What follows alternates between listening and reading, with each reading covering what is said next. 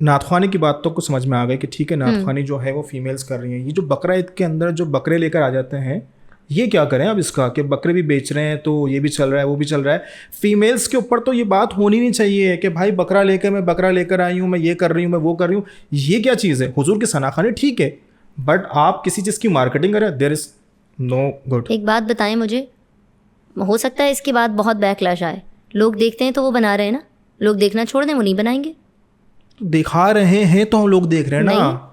देखिए ऐसा ही किसी है। का कुछ तो वायरल हुआ होगा तो अगली बंदी ने बनाया ना। मैं उसकी सपोर्ट में नहीं हूँ। मैं आपको ये बात बता दूँ, मेरा आपने कभी कोई बकरे का कलाम, कोई आपने मेरा कुर्बानी से मुराद इस तरह की जो सोशलाइजिंग, मंडी जा के शूट करना, इस टाइप की चीज़ें आपने मेरी कभी नहीं देखी होंगी। मैं बहुत एक डिसेंट किस्म की खातून लड़की हूँ, लेकिन मैं इस वक्त जो है ना ओवरऑल बात कर रहा हूँ। मैं तो लेकिन मैं अपनी जवाबदेह हूँ, मैं किसी और की जवाब दे रही हूँ ना। हाँ, कि मैं ओवरऑल बोल रहा हूँ कि इस वक्त फीमेल ने जो एक पैटर्न को इन किया हुआ है, फीमेल ने नहीं, बहुत माजरत के साथ, फीमेल ने नहीं, सबसे पहल जो है ना वो हर काम की मेल करते हैं, फिर वो जब उसको मशहूर कर देते हैं, फिर उसके बाद फीमेल तो मेल जो कुछ लड़कियां चंद ऐसी हैं। पहले आपसे बात की कि मेल के अंदर भी बहुत ज्यादा बिगाड़ पैदा हो गया है, बट तो बिगाड़ शुरू तो वहीं से हो रहा है, उसको काउंटर करें। फिर देखते देखते तो ये यहाँ पर आ ही रही है ना चीज़। अब ये और आगे जाएगी तो इससे बेहतर है कि जब हम इतने सारे लोग हैं जो, मैं आपसे फिर वही बात कहूँगी कि जो चीज़ चलती है ना लोग उसी को फॉलो करते हैं।